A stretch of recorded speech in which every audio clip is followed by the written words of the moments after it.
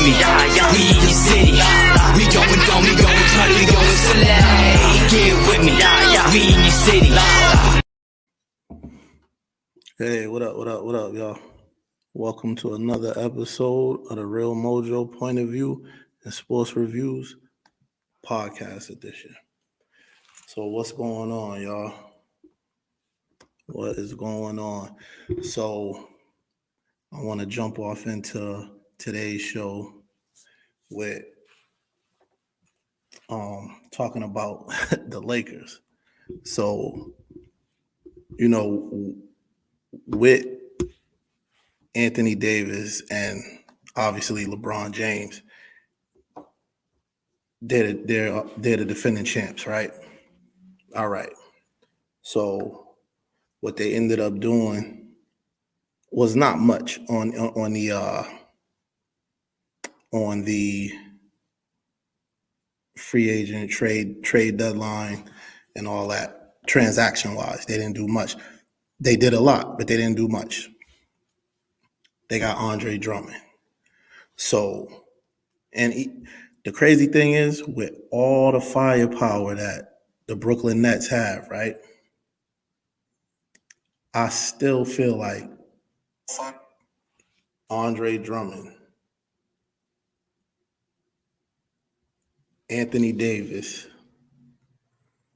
and LeBron James, along with the pieces they got, the shooters that they have, I still feel like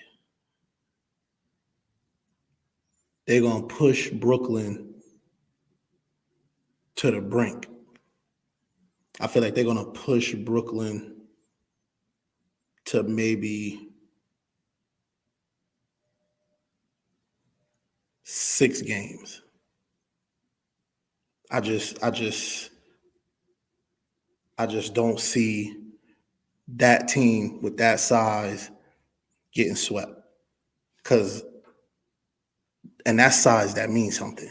Anthony Davis, Andre Drummond, and LeBron James.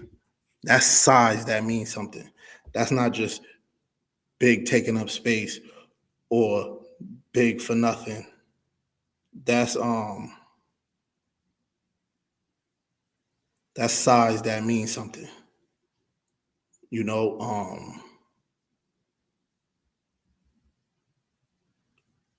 I don't know how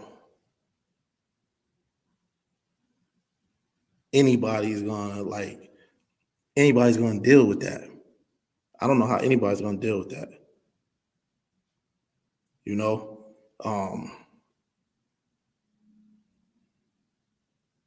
I just don't see it. Outside of Brooklyn just having the most firepower probably ever. That's probably the most firepower ever. And I'm saying I would take that over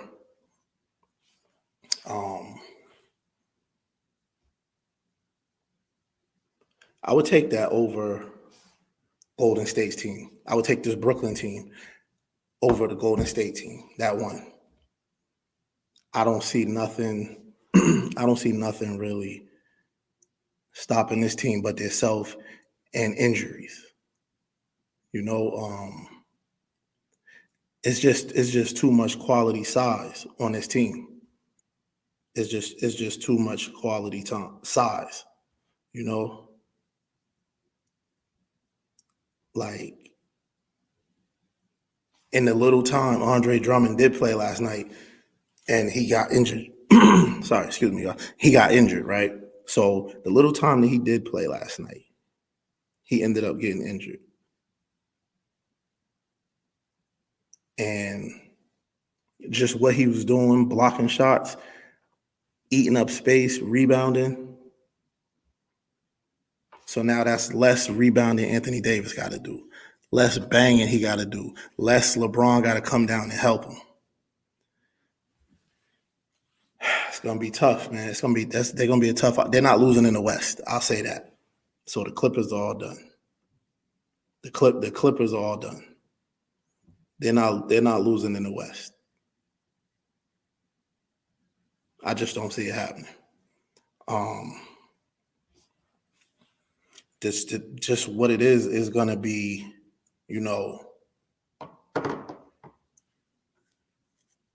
if Harden, Kyrie, and Kevin Durant, if they can control the perimeter, because all three is not going to have off nights. Kyrie can get to the rim. He's the smallest out of the 6 megastars in that game, right? He's the smallest out of the 6 superstars. And he can finish over any one of the other 5.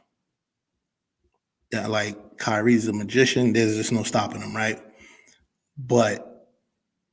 And Brooklyn's big 3 is all not going to have off shooting nights. So we can forget that, right? But can that huge size advantage, when there is a missed shot, you got to rebound. You can't let Brooklyn get long rebounds, even though Blake Griffin's there and DeAndre Jordan's there and Kevin Durant and he's gonna average 8 or 9 rebounds. I got a feeling Harden's just gonna go crazy in the finals, right?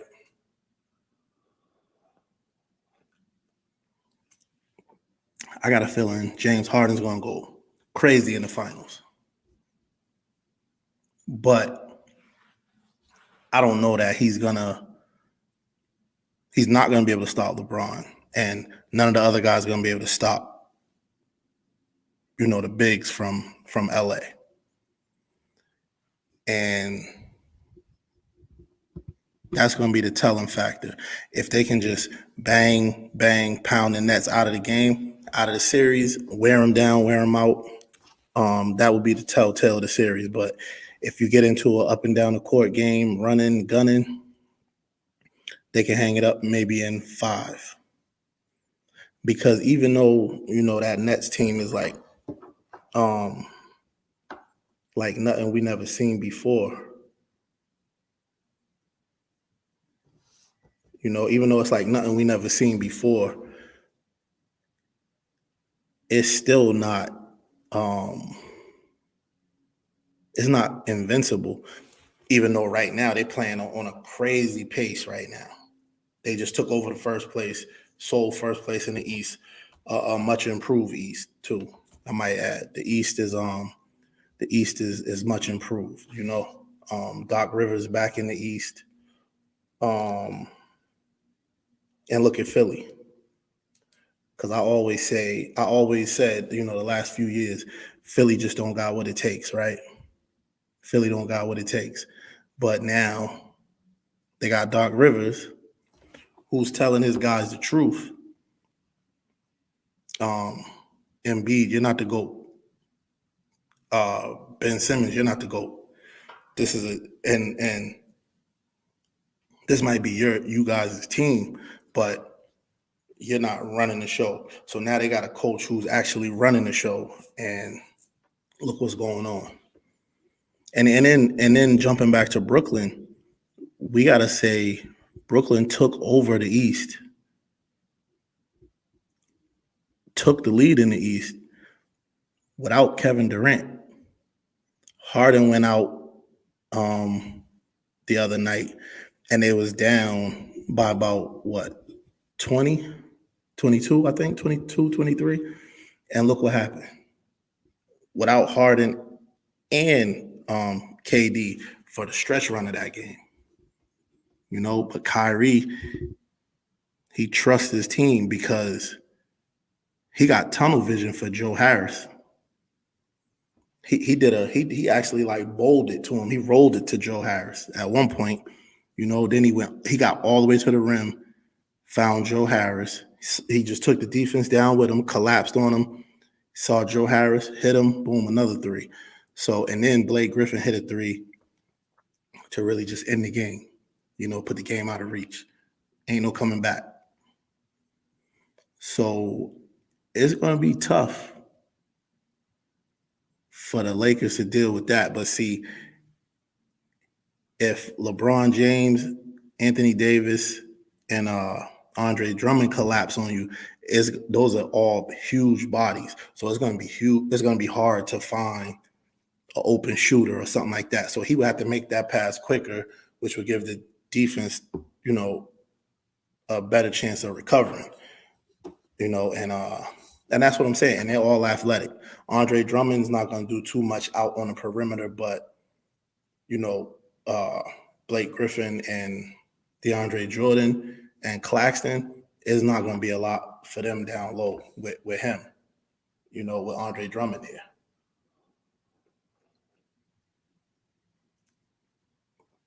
It's not going to be a lot for him there, it's not going to be a lot for those guys with Andre Drummond there, I don't know, man. The East is looking good. The East is looking good, man. The East look real tough, and it's fun. It's fun that you get to see. We got to see Philadelphia grow up, because we always say like everybody was making fun of Joel Embiid, with the trust the process and all that, right? Now, barring this injury, he's a runaway for the league MVP. Runaway. He been out about 2 weeks, 3 weeks maybe, and his team is just now giving up the first place in the East. So if he's still playing, two things: he's a runaway for the MVP, for the league MVP, and his team is in first place by 1 or 2 or more games. So I mean, we can say Doc Rivers, we can say trust the process, we can say a lot of stuff. But all in all, we got to just say right now, he was right. we gotta say he was right now. We gotta say we gotta pay homage to the process. We gotta pay homage to the process. I mean, and this is just the Eastern Conference. Look at, they just lost the first place. They just gave away first place. They lost. They're on a 2-game losing streak, and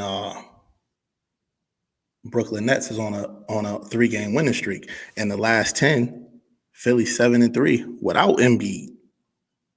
And Brooklyn's 8-2 without Kevin Durant, and is a bit longer than that. But in the conference, in the Eastern Conference, Philadelphia is 22-7. Brooklyn is 17-10. So I would say the process worked. I would say. So we gotta give Embiid his props on that. The process worked. We can't really clown him on that no more. Can't really clown him on the process. But now, so the topic on the screen in the banner: how much trouble are the Lakers actually in? How much trouble are they in? Because you got to think they're in 4th place now, and I believe before, well, they only dropped one place before LeBron went out. They was 3rd place, and the Clippers were 4th. So that's not too bad. And you got to think, they're saying LeBron, without LeBron for what, 4 weeks? Without LeBron for 4 weeks, maybe. And it already been, 5 or 6 weeks, no Anthony Davis. Now you just get Andre Drummond, and he's out for, they haven't given it a time frame yet. But the X-rays was negative, so he'll be He'll be all right if need be. Take a shot, go play.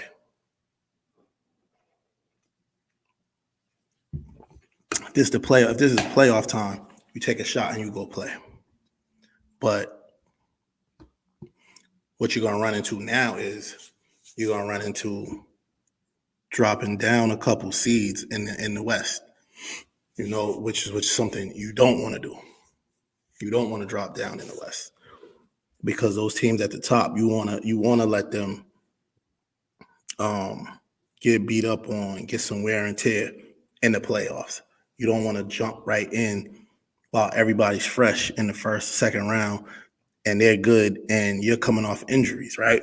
That's what they don't want to do. That's what the Lakers don't want to do. But that's the looks of it. And you would think, like a time like this, you would think a dude like Kyle Kuzma, Dennis Schroeder, Wesley Matthews, KCP, you would think they would be able to kind of hold this down. For some reason, man, Kyle Kuzma's he's just showing time and time again. He's just not going to be able to do it. He's not going to be able to cut it, So probably when LeBron's gone, when he retires in a year or maybe 2 years, I'll say, they're still going to have to get a big time player because Anthony Davis is going to miss so much time. He's going to put you every year in a bad predicament, seeding wise. You already know that you're not going to be in the top 3 seed with Anthony Davis as your lead dog, right? Because he's going to be hurt at 2 or 3 points every year. 2 or 3 times every year, he's going to miss a stretch of 8 or 9, 13 or 14, 26 games. You know what I'm saying? He's a fragile big guy, in the playoff run last year. He'll go up for a rebound, come down, boom. And a lot of that is due to a lot of these guys with all the flopping. Like when Steph Curry got hurt a couple weeks ago, he got bumped and he just kept running backwards until he fell and actually hurt himself. So, and if I was the NBA, I would have fined him just because, like, all that was unnecessary. All that extra was unnecessary. And then you end up hurting yourself and costing your team, missing games. Yeah, like, just because you didn't get a call, like, what was you going to do? Like, he ran completely off of the floor. He backpedaled completely off of the court, off of the floor itself until he fell. And it's like, dude, what are you doing? But that's the type of thing that goes on in the NBA, the showboat and the hot dogging and all the flopping and all that stuff. And then it bit him. It happened to bite him that time.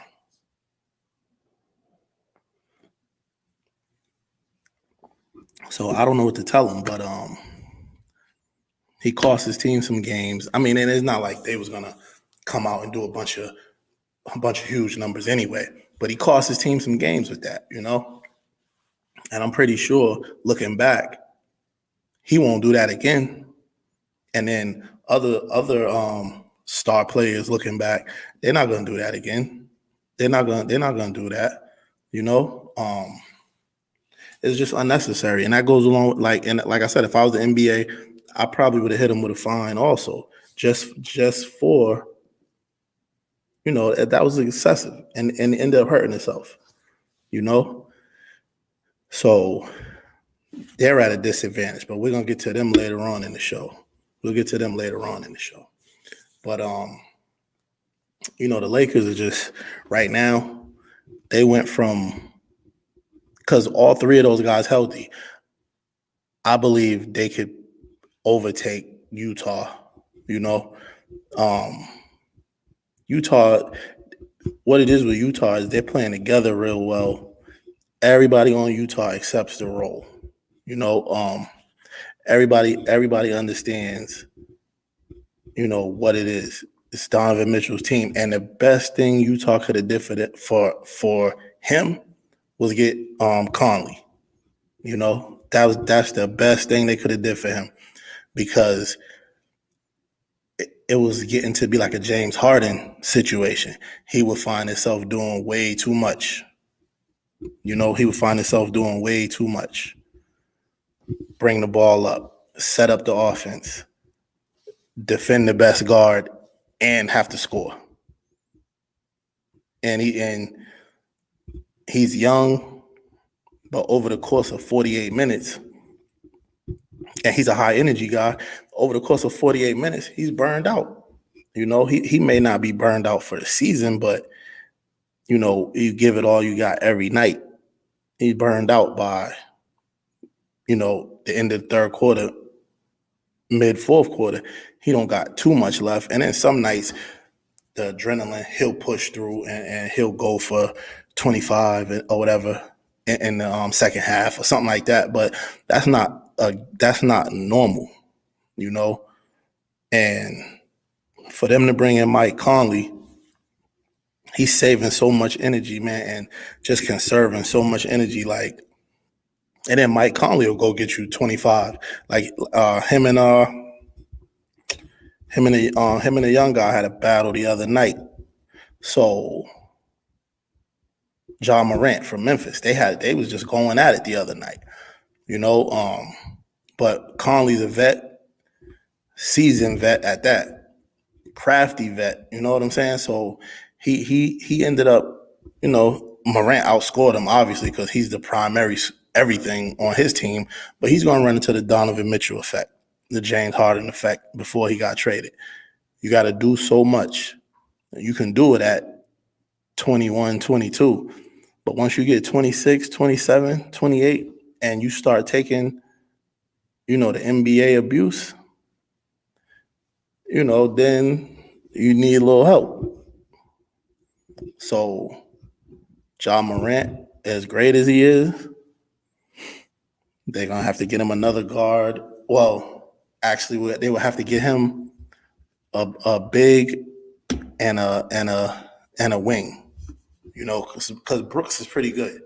Brooks is pretty good, and he's holding it down. He's holding him down. He's holding Ja Morant down, So I can't really go there with that.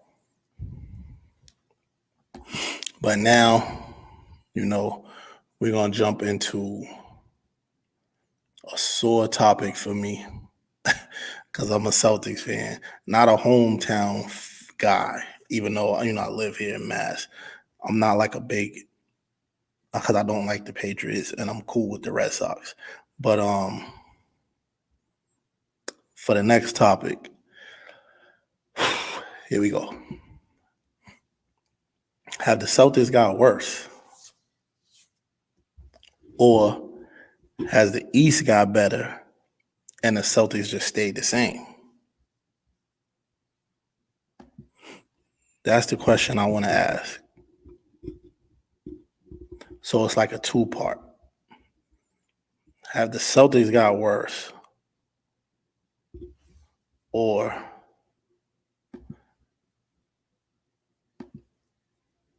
has the East got better and the Celtics just stayed the same? That'll probably be the question. I'll say they got worse. I'm gonna go out on the limb. I'm gonna say they got worse.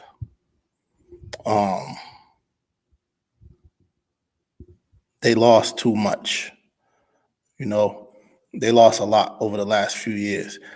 Avery Bradley, Terry Rozier. They lost some good Al Horford. They lost some depth, and they lost a couple dogs. Al Horford, Terry Rozier, those was dogs. Those are what you call dogs, folks. And them dudes ain't coming back. Terry Rozier, they burned the bridge real bad. You know, they burned the bridge bad with him. They burned it bad with him. And I mean, bringing in Kyrie Irving with no real established superstar or other star at the time, there was no way that was going to work. There was no way that was going to work. You know, that couldn't work for them. Couldn't work for him. You know, and I'm pretty sure he tried to recruit some guys. They was trying to get Anthony Davis at one point, but that's not gonna happen. That's not gonna happen here. In Boston, that won't happen. You know, you got lucky with Kevin Garnett and Ray Allen. Those was crafty vets that already had made a bunch of money, had a bunch of fun. They was the center of attention before, you know, and now in the league now you got a bunch of babies. You got a bunch of crybabies. You know, they're rather like, hey man, let's all go to one team. That's Dame Lillard said it best, man. He said he's too real for this weird these weird, like this day and age. Everybody's weird, man. Everybody's weird. They all want to go be on the same team like it's AAU, and Dame Lillard ain't for that. You know, he's not for that, and that is what is going on now. Kevin Durant always want to be with a buddy. He always want to be with a friend. Like, come on, man. This is the NBA. This is grown men. Like, you getting paid millions not to be hanging, chilling. It's not college. It's not AAU. And he don't even do it like he don't even strategize it. Like, at least LeBron is a strategy. LeBron's looking at it like, I'm a wing and I'm the best passer in the game, right? I can get to the rim anytime. I can get anything I want. So I need a real good big, and I need 3 real good shooters. That's LeBron. Kevin Durant would say, yo, Draymond called me crying. That's my buddy. I got to go help them. Me and Kyrie, me and him, that's my best friend. I'm going to go over to New York, man. He just don't get it, man. Kevin Durant don't get that. He's the centerpiece of everything, of every team he's on. He's the centerpiece.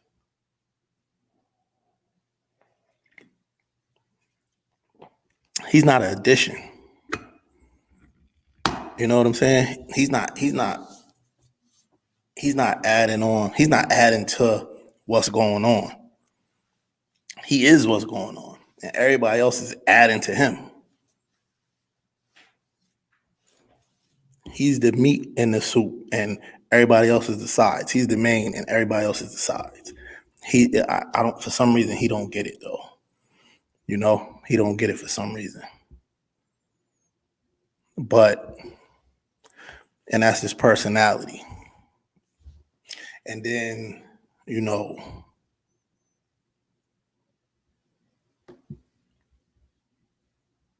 the thing with him and Michael Rappaport.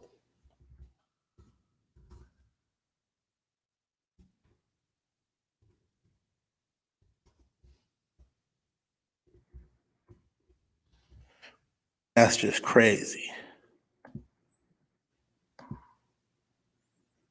That's just crazy. Like, Dude,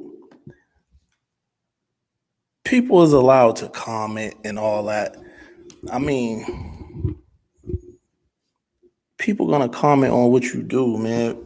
They're gonna criticize you for what you do, but people that criticize is a critic, right? You never heard of no other NBA player. You can't find 10 players out loud that said they don't like what KD's doing. You can find, I guarantee you can find over 2 million critics, reporters, writers, podcasters, streamers, whatever, that don't like what he's doing as far as super team and everywhere he goes. I guarantee you can find over 2 million stars, Shaquille O'Neal, Charles, everybody. So don't wait till now. Like, well, even if you could shoot back, you could fire back, you could defend yourself, right? But don't jump in the DMs beefing with the dude. You definitely don't take it to the family, to the wife, and all that. You know, he shouldn't have aired the DM. He should have made it public, right? But Kevin Durant shouldn't have said it. He shouldn't. First of all, why are you responding to somebody that's not your peer anyway? If it was like Steven Jackson or somebody, or Shaquille O'Neal, what Kevin Durant said, like the old dudes is hating on the young dudes, let it go. Cool. I 100% agree. Cool. Whether it's true or false, cool. You talking to another dude that been through what you've been through. He was as great as you are, and all that. Michael Rappaport ain't never picked up a basketball for no college or NBA team, and probably no high school team a day in his life. So whatever he said about you don't mean nothing. And it's cool. Everybody's like, "Oh, KD's always been sensitive. He's super sensitive." All right, yeah, but he still got the right to defend himself. He still got the right to Twitter and Instagram and all that stuff. That's all public. That shit's all public. Michael Rappaport wasn't talking to a friend. He wasn't texting a friend of his, and the text message just somehow slipped over to KD. No, they was talking back and forth to each other, and they was DMing back and forth. No matter what, who said, it should have stayed as a DM. Why the hell y'all following each other? Like it's such an easy fix. That's just like saying, "Oh, this dude on my Instagram is bullying me. This dude on my Facebook is bullying me." So unfollow him and block him. He ain't bullying you no more. He can't message you no more. You know what I'm saying? KD's made it known that he has a burner account. Sensitive, thin skin, and all that.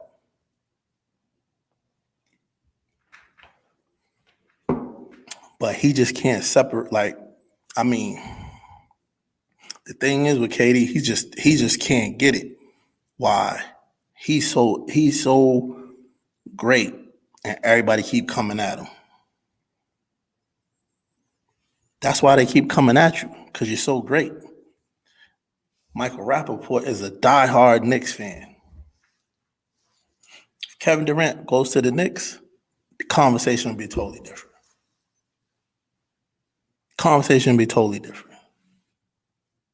It would have been no conversation in the DM except for good game tonight. Man, hurry up and come back. You're injured, whatever. That's it. It wouldn't have been no you're a punk, you're a something. It wouldn't have been none of that. Even after KD left Golden State after doing the super team thing, the teaming up thing, whatever you want to call it. Had he went to the Knicks, Michael Rappaport would have been cool. He would have been cool. And I believe that when that billboard was up with KD on it, and that was a real billboard because I seen it. It was like a mural. Me and my wife was riding through the city. We saw it because I was like, "Oh snap! Kevin Durant coming to the Knicks." Oh, and he said, "I never said that. I don't know where y'all got that from, bro. That was painted on a building. That was on the side of a building, and I saw it. With these two, I saw it. So it was a thing. May not have been set in motion, but somebody had to talk to somebody that knows him or represent him, or he told something. Because that was definitely on a building. And that was like, he was still on Golden State when it was all coming to an end. I think the season was coming to an end. And this was before he even got re-hurt. This was re-hurt. This was before he re-injured himself in the playoffs. This was before he re-injured himself. I saw that. I saw it. Nobody said, "Yo, do y'all see that thing?" No. I saw it. I was gonna go around twice, but it was him on the billboard. It's KD on the billboard. Had his number 35 and everything. So that was definitely a thing. Like for real, a thing. So I mean, I don't know where he coming up with that. I don't know where y'all heard that from, but yo, you know how many people's in New York? You know how the Knicks is the number one.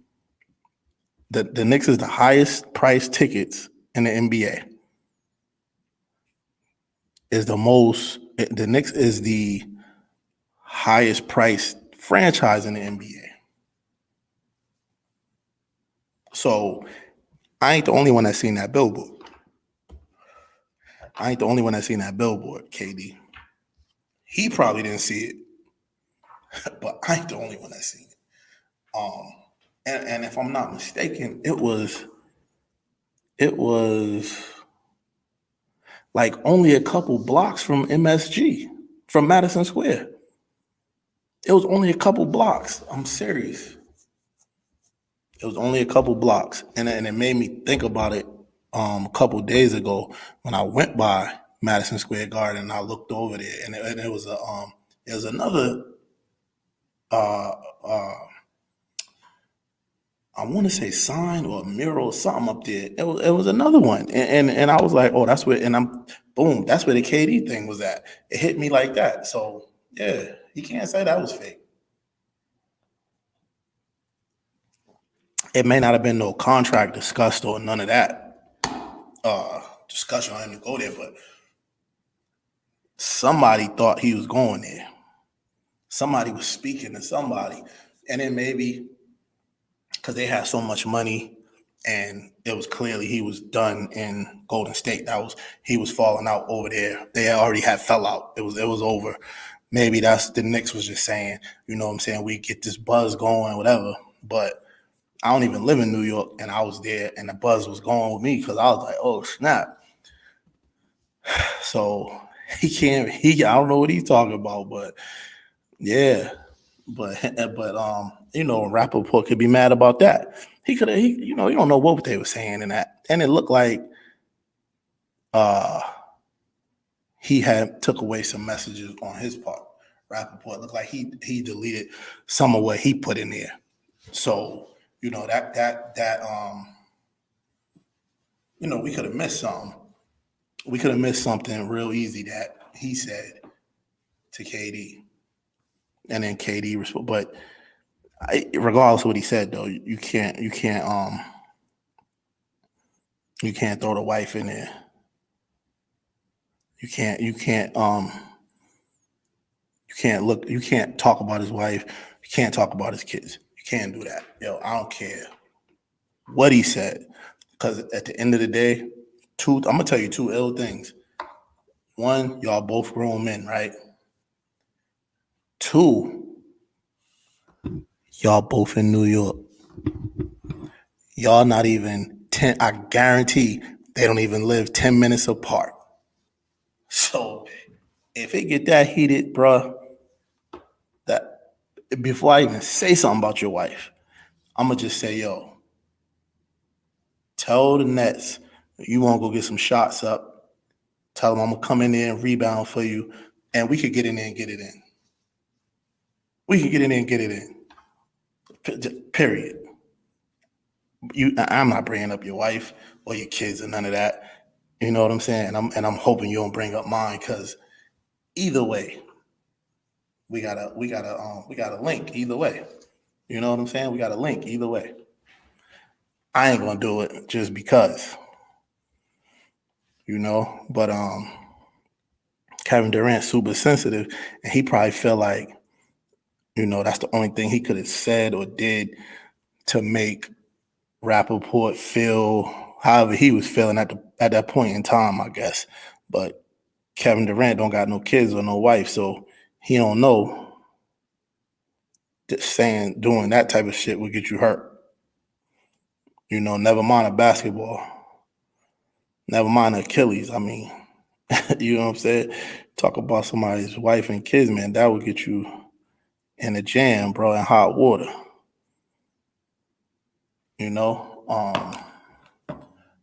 I still don't believe Michael Rappaport showed the message too, though.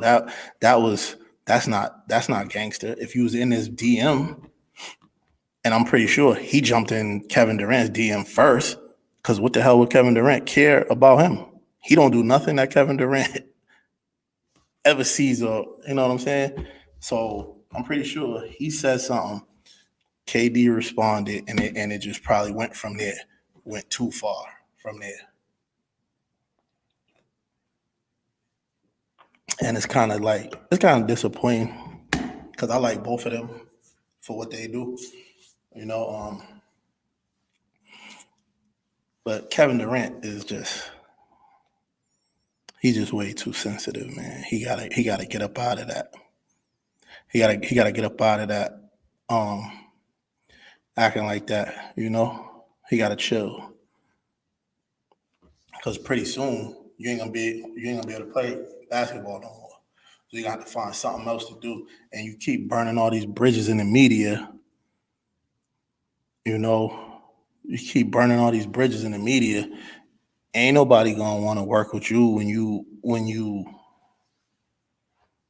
retire. And that's usually when you start your second career, announcing and stuff like that. He gonna have to strictly just get a show or something, because ain't nobody in the media gonna want to work with him, because he done did too much and they done did too much. They doing their job talking about reporting on what's going on with him. He taking it personal. So that's just gonna make for an uncomfortable situation in the future. But them two, they need to squash whatever they doing. Let it ride, because, and then how people with their fans and supporters, man, like, they'll be the ones throw a brick through somebody's window on behalf of one of the dudes. So Wolfpack, man, if somebody get at me, don't get at him. Don't get back at him. Just let it ride. You know what I'm saying? Let it ride, Wolfpack. KD rap, y'all let that ride, bro. Let that ride. Now I want to jump into the next topic, and what I had mentioned Golden State earlier. I want to know what's going to happen with them. What's going to happen with them? Are they going to be able to win? Because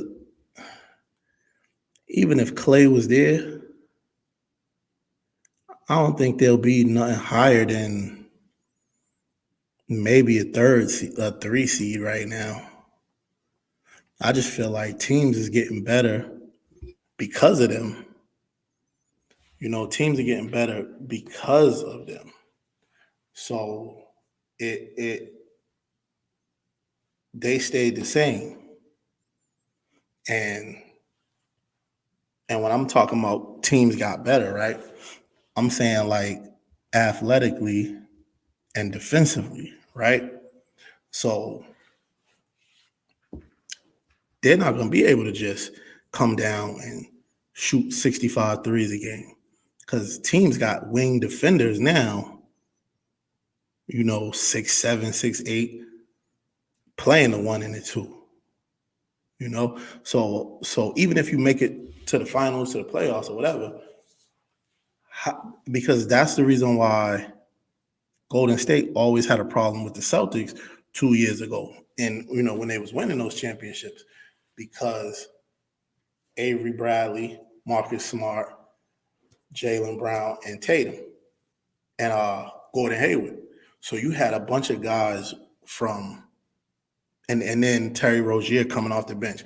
So you had a bunch of dudes from anywhere from 6'2" to 6'9" that was long, rangy, and athletic, right? So you couldn't just get off all those threes like that.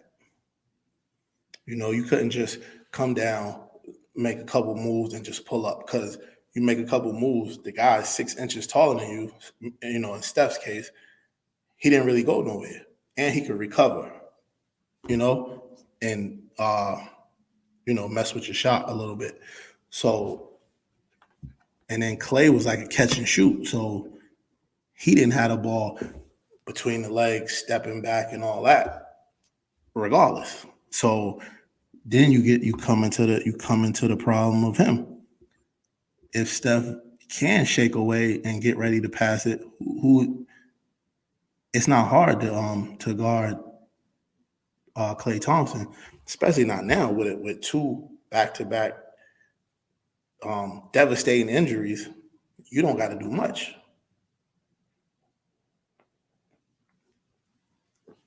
He ain't coming off screens like that and running the baseline like that and all that bobbing and weaving and zigzag. He ain't doing all that no more. And then on the flip side of that, those 2 injuries, how's his defense going to be? Because he was a top 5 defender in the league that he didn't really get a lot of credit for, but he really was, because he's long, he's big and strong, so, and he can move. But now he can't really move like that. So what's going to become of that? And then they went and got Kelly Oubre and Andrew Wiggins. But you can't put that on the floor. Steph, Clay, Wiggins, Oubre, and Wiseman, and Draymond. That's not a winning 6. That ain't a championship 6 nowhere. Not even in college. They'll run through college, but they'll rip and run through the NCAA. But you know what I'm saying? Like, that's not a winning team. So Steve Kerr, whoever is Steve Kerr, I'll say, the general manager and the owner, they got to come up with something, because that team's in trouble. You got to figure out who you're keeping, Oubre or Wiggins.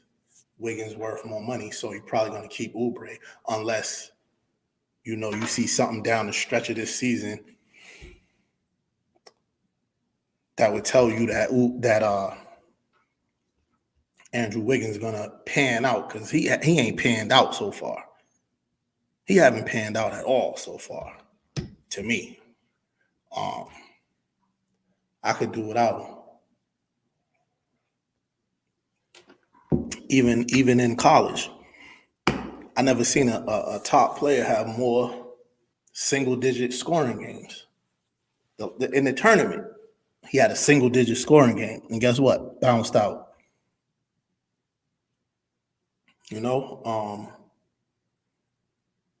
I just don't see. I don't see Golden State returning to what they used to be. Because for one, like I was saying before, Klay Thompson. Two, Draymond's always missing games. He's always missing time now. And the time when he ain't missing time, he always running his mouth, speaking out of turn, like talking reckless. He just can't do it, man. Thumbs up emoji. Hit me with the thumbs up emoji. Whoever's in there, hit me with the thumbs up emoji. But he just can't. He can't do it, man. Like Draymond, he talked, and he's worried about every other team and what they doing. I just I don't know, and with him, it's like never enough is enough. Bro, when is enough enough? When? He worrying about everything else. Worry about the dudes on your team that can't shoot. He didn't say nothing when Oubre started out 1 for 40 this season. Check Steph for backpedaling into an injury. Check all that.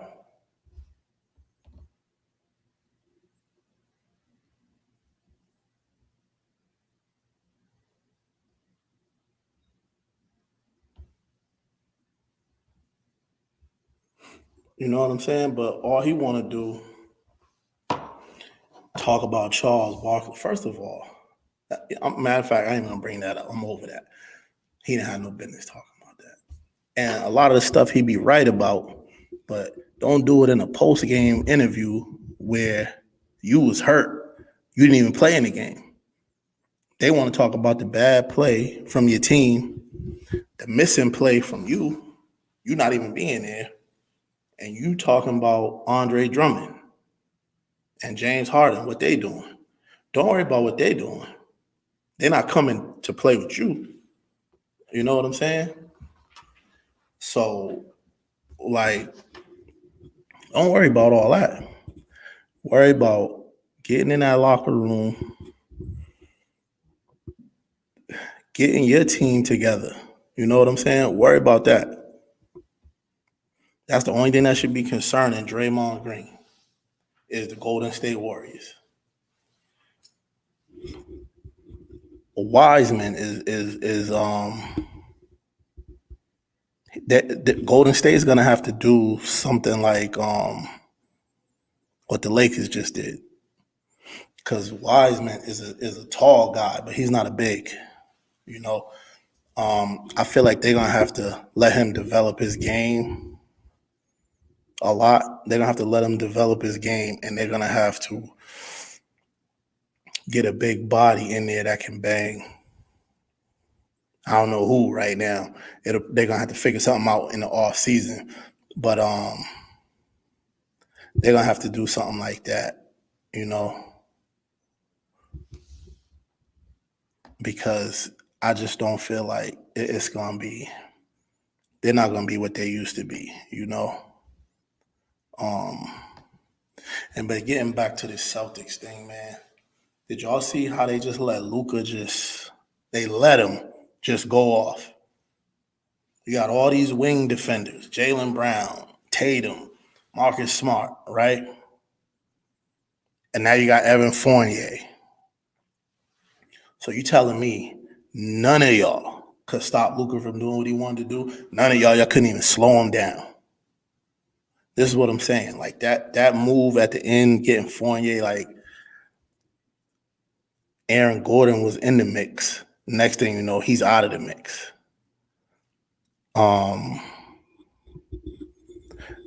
Honestly, I feel like it's time for them to move on from Danny Ainge. Everybody's like, oh, Brad Stevens supposed to be this coach, this innovative. He can only coach what he got. He can only coach what he got. You can't coach them dudes up. They don't have what it takes. Tatum was 1 for 8 from the three.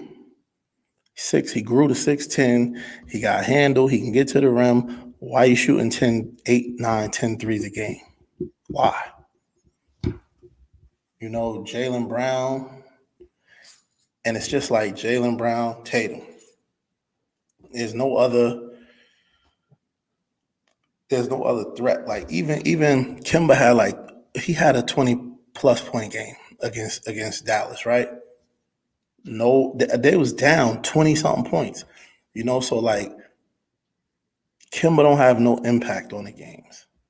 Kemba don't have no impact on the game. You know what I'm saying? And it's getting to the point now where Tatum don't have no impact on the games.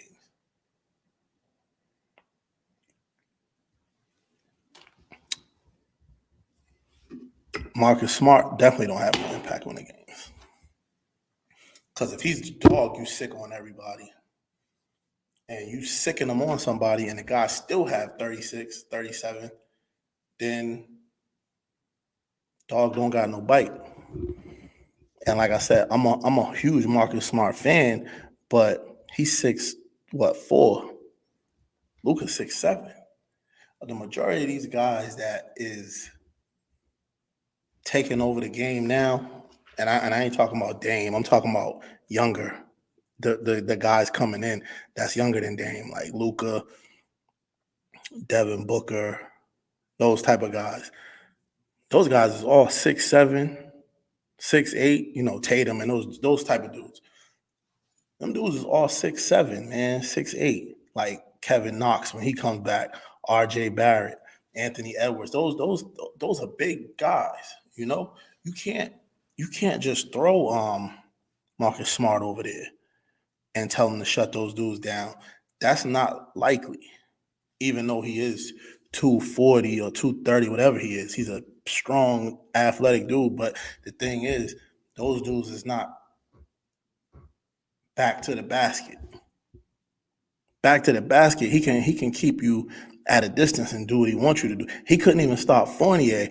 And what happened was after Fournier went off on the Celtics, they was like, oh, we should get him over here. But like, what is he gonna do against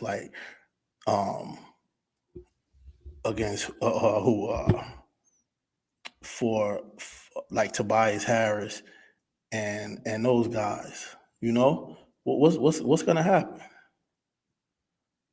Tobias Harris, Trae Young, Jimmy Butler, those dudes like that. I mean, look at Drew Holiday. Drew Holiday just put Milwaukee back probably in the Eastern Conference Finals. Because I don't think Ben Simmons would be able to. Ben Simmons play. I don't think Ben Simmons play will be able to affect Drew Holiday's play. He's too good. And now Chris Middleton can do less, but less is more because he don't have to worry about trying to bring the ball up. He can't do it, and it was killing him. Bledsoe just didn't know get the ball up, set the offense. He get the ball over half court with a head of steam. He's weaving to the basket. He'll find Giannis because he don't got no choice. But everybody else, I'm gonna give it to Giannis and he run the offense. Nah, Drew Holiday is that dude, and he's letting it be known. So I just feel like with the addition of Drew Holiday, they just put themselves back in the Eastern Conference Finals. I don't feel like even though Philly's looking good, even with Embiid, I don't think Philly would be able to beat them. I don't think Philly would be able to beat them with Drew Holiday on the team. He's good. So on this note, I say the Celtics have got worse. It's a shame because they look good, but there's no end in sight. There's nothing, no getting better. I thought they would have tried to make a move for like Collins and Aaron Gordon, some quality size, but they let that go. They didn't. They couldn't get Andre Drummond. So it's just disappointing to see them because they got those those two young studs, but they're trying to hold on to sentimental value in Marcus Smart and things like that. But you let go of Tice, who was putting in real work. He's putting in real work. Daniel Tice was killing it this year, and he's gonna go probably and I forget where he went, but he's gonna make them better. He's gonna make them better. It's just kind of disappointing, but it is what it is, man. But guys, that's my time for the day. We got through 2 shows in a row with no internet problems. So guess what we're gonna do? We're gonna shoot for a third tomorrow. Who knows? 3 in a row? Who knows? But listen, man, that's my time. I'm gonna get out of here. Y'all be good. I vlogged on the way here. I'm gonna vlog on the way out of here. Came, did the show, killed it, man. Appreciate everybody. See y'all tomorrow. That's a wrap for the day, y'all. Out of here.